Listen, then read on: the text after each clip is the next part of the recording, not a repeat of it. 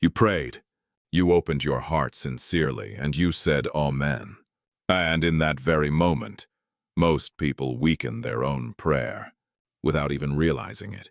Today, I'll show you 6 things you should never do right after praying, because God heard your prayer. But what you do next might be blocking the answer. Watch to the very end, because number 3 is the one everyone is guilty of. Number 1, rushing back to your life the second you say amen.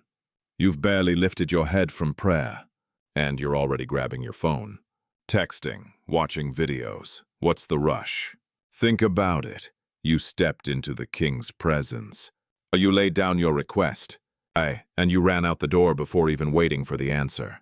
God was going to use that silence to speak with you, but you filled it with noise. Psalm 46:10 says, "Be still and know that I am God." The answer often comes not inside the prayer, but in the silence after it. Do you reach for your phone the second you say amen? If so, drop a single phone emoji in the comments.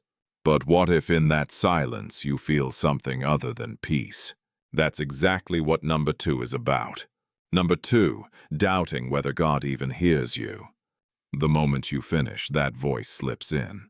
Did I just talk to no one? Did he even hear me? James 1:6 speaks strongly. The one who doubts is like a wave of the sea, blown by the wind. And that person shouldn't expect to receive anything from the Lord. Notice, the problem is not that God doesn't hear. The problem is that you don't believe he did.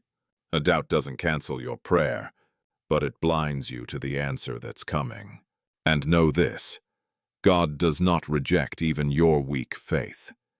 He answered the man who cried, I believe, help my unbelief. Now we've reached where most people fall.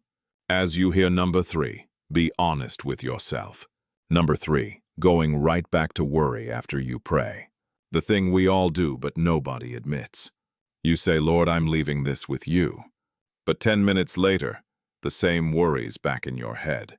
Let me ask you, if you truly left it with God, why are you still carrying it on your back? Philippians 4:6.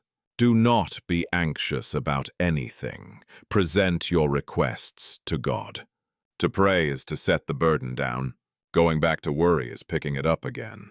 If you pray and then worry, it's like you never prayed. You just said your worry out loud. If you've made it this far, you're one of the ones who takes prayer seriously. Write I'm here in the comments so we can see each other. This is where most people close the video. But if you stay, the last 3 will lift the real barrier in front of your prayer. Number 4, begging for the same thing over and over. You think maybe I didn't ask hard enough? So you repeat the same prayer, the same words, pleading. But in Matthew 6:7-8, Jesus warns, do not keep babbling with empty words. Your Father knows what you need before you ask him. Praying with persistence is one thing. Repeating 100 times out of insecurity is another. One is faith, the other is fear that it won't happen. Ask once in faith, then start giving thanks. But asking once and then waiting isn't easy for everyone. Because number 5 is about those who can't wait. Number 5, getting impatient and taking matters into your own hands. You prayed, the answer hadn't come yet. So you tried to force it to happen. Remember Abraham. God promised him a son.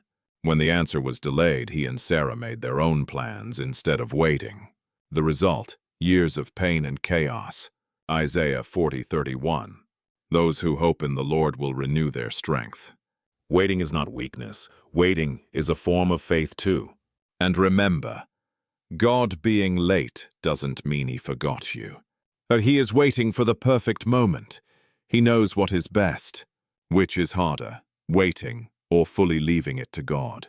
Write 1 or 2 in the comments. Let's look at the last one. And number 6 may be the thing that strengthens your prayer the most. Number 6, closing your prayer without giving thanks. Most people end prayer like a shopping list.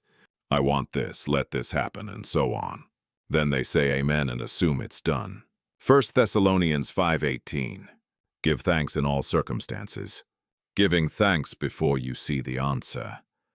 That is faith. Thanking him while your hands are still empty is the strongest way to say, I trust you. Gratitude is the seal of prayer. Without it, a prayer is like an unsigned letter. Now stop and think, how many of these 6 are you doing? Don't be ashamed. We've all done them. Because we didn't know. But now you know, and knowing is half of changing.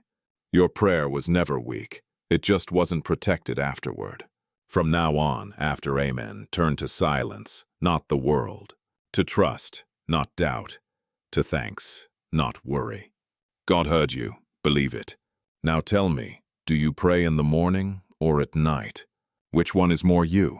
Let's meet in the comments. And send this video to someone who prays but wonders why there's no answer. Sometimes the thing that changes a life is one message at the right time. Subscribe and stay with us for more. God bless you.